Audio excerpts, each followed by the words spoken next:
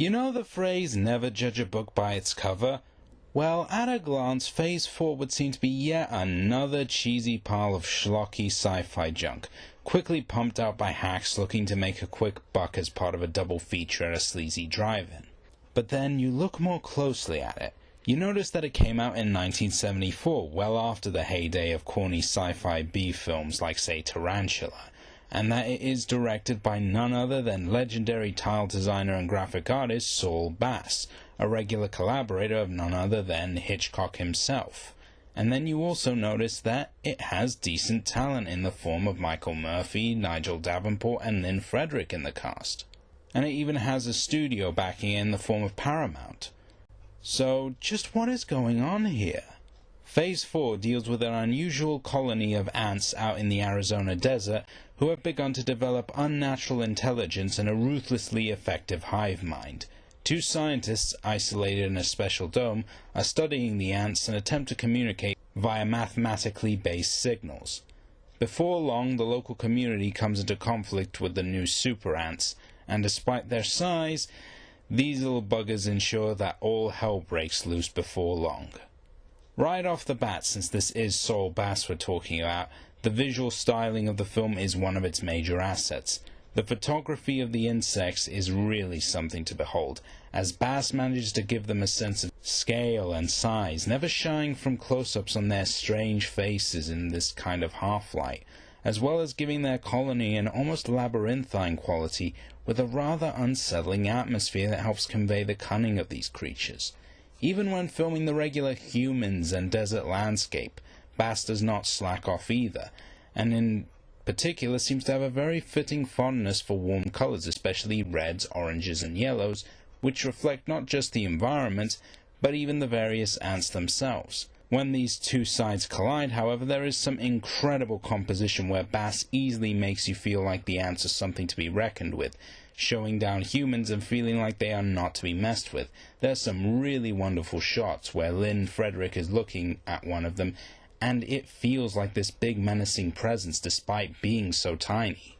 The human cast is small, with the main focus being on the trio of performances courtesy of Murphy, Davenport, and Frederick, who play their roles very straight-faced and down-to-earth with none of the camp that would usually come with this kind of material. Murphy and Davenport are good as the sparring, intelligent yet decidedly somewhat arrogant scientists, while Frederick does convey the proper sense of confusion and fear as this country girl has her life turned upside down by this strange threat. The real plaudits belong to the coordination of the insects, as it must have been quite the feat to get them to perform certain tasks in order to buy them as a growing intelligence, and it is just something amazing to see. The screenplay likewise mirrors this mentality, being rather to the point and not at all silly in its tone or execution. Writer Mayo Simon instead actually treats the film almost like a faux documentary, exploring what such a bizarre shift in the evolution of these creatures could be like. And a lot of the focus is placed very squarely on the ants themselves. This isn't like, say, Jaws, where the monster is hidden away for huge chunks of the film and comes out at certain points. The ants are very much front and center here. We see them change and become smarter over the course of the film, become more and more tactical and cunning as the humans try to stack the odds against them, and we even get a sense of how the society works, even going so far as to seeing them bury their dead after a failed attack at one point. This level of detail for such a ridiculous premise is something that is worth a great deal of admiration. Coupled with really tight pacing and a small human cast of characters who are really there more to be our avatars, our eyes into this strange situation, and you have this continually fascinating work that keeps you on the edge of your seat as you wonder what could happen next, and if there is a way for the ants to be defeated.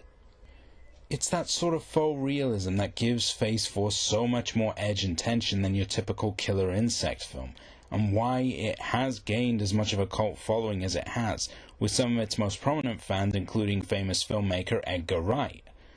Really, Phase 4's shortcomings are few and far between, and are really more down to the limitations of the premise itself. As much legitimacy as Simon and Bass heap on it, the film still indulges in its B-movie origins more than once, with plenty of large-scale destruction and mayhem brought on by the ant army, and the science is undeniably a little stretched here and there to accommodate the premise's leanings towards fast-paced thriller over deeper and smarter science fiction. For how grounded it wants these super ants to be, the actual explanation of their origin is something that could have easily come out of any third-rate hackneyed pulp novel that Bass dug out of an attic somewhere. And it does seem a little at odds with how seriously Bass is trying to get this to be taken and how much legitimacy he tries to put on it. And the two sides never quite fully reconcile as much as they could. However, none of that was enough to deter me from enjoying and in turn recommending Phase 4. It's a unique little creature feature with far more craft and far more thought put into it than it honestly had any right to have, and it's well worth a watch if you want something that isn't just heaps of cheese and wooden acting.